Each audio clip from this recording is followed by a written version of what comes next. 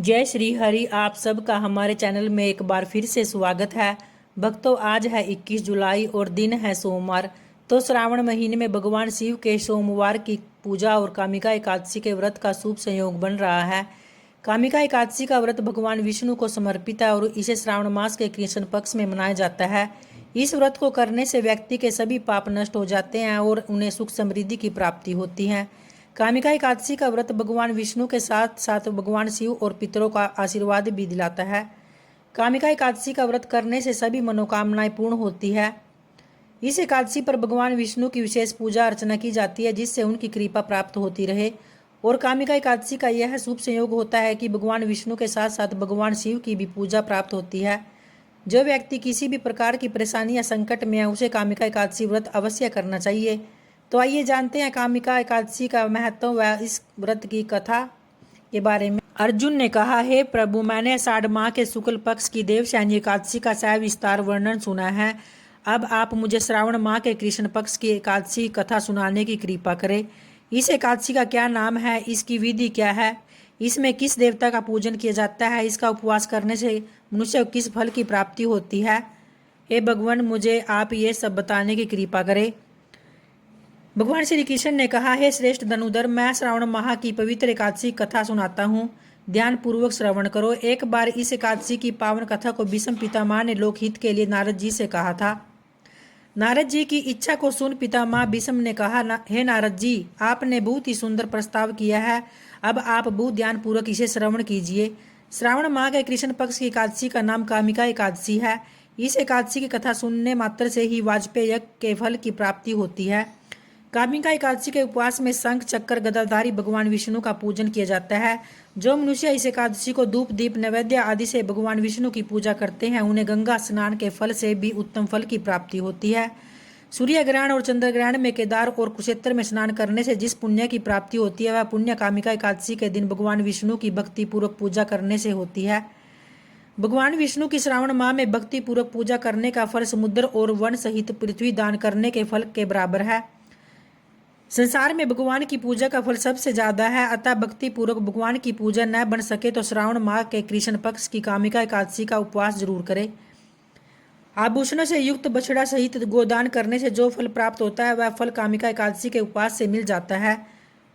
जो उत्तम द्विज श्रावण माह के कृष्ण पक्ष की कामिका एकादशी का उपवास करते हैं तथा भगवान विष्णु का पूजन करते हैं, उनसे सभी देव नाग किन्नर पितृ आदि की पूजा हो जाती है। इसलिए पाप से डरने वाले व्यक्तियों को विधि विधान सहित इस उपवास को करना चाहिए। संसार सागर तथा पापों में फंसे हुए मनुष्य को इनसे मुक्ति के लिए कामिका एकादशी का व्रत करना चाहिए। कामिका एकादशी के उपवास से भी पाप नष्ट हो जाते हैं। संसार में इससे अधिक पापों को नष्ट करने वाला और कोई उपाय नहीं है। हे नारद जी, स्वयं भगवान ने अपने मुख से कहा था कि मनुष्य को अध्यात्म विद्या से जो फल प्राप्त होता है, उससे अधिक फल प्राप्त कामिका एकादशी का व्रत करने से मिल जाता है। इस उपवास के करने से मनुष्य को न यमराज के दर्शन होते हैं और न ही नरक के कष्ट भोगने पड़ते हैं, वह स्वर्ग का अधिकारी बन जाता है। जो मनुष्य इस दिन तुलसी दल से भक्ति पूर्वक भगवान विष्णु का पूजन करते हैं, वे इस संसार सागर में रहते हुए भी इस प्रकार अलग रहते हैं, जिस प्रकार कमल पुष्प जल में रहता हुआ भी जल से अलग रहता है। तुलसी दल से भगवान श्री हरि का पूजन करने का फल 1 बार स्वर्ण और 4 बार चांदी के दान के फल के बराबर है। भगवान विष्णु रत्न मोती मणि आदि आभूषणों की अपेक्षा तुलसी दल से अधिक प्रसन्न होते हैं। जो मनुष्य प्रभु का तुलसी दल से पूजन करते हैं, उनके सभी पाप नष्ट हो जाते हैं। हे नारद जी, मैं भगवान की अति प्रिय श्री तुलसी जी को प्रणाम करता हूँ। इस कामिका एकादशी की रात्रि को जो मनुष्य जागरण करते हैं और दीप दान करते हैं, उनके पुण्यों को लिखने में चित्रगुप्त भी असमर्थ है। एकादशी के दिन जो मनुष्य भगवान के सामने दीपक जलाते हैं, उनके पितर स्वर्गलोक में अमृत का पान करते हैं। भगवान के सामने जो मनुष्य घी या तिल के तेल का दीपक जलाते हैं, उनको सूर्यलोक में भी सहस्त्रों दीपकों का प्रकाश मिलता है। तो आइए अब सुनते हैं कामिका एकादशी की व्रत कथा। एक बार की बात है, एक गांव में एक वीर क्षत्रिय रहता था। वह बड़ा बलवान था। एक दिन किसी कारणवश उसकी एक ब्राह्मण से हाथापाई हो गई और जिससे वह ब्राह्मण उस क्षत्रिय द्वारा मारा गया।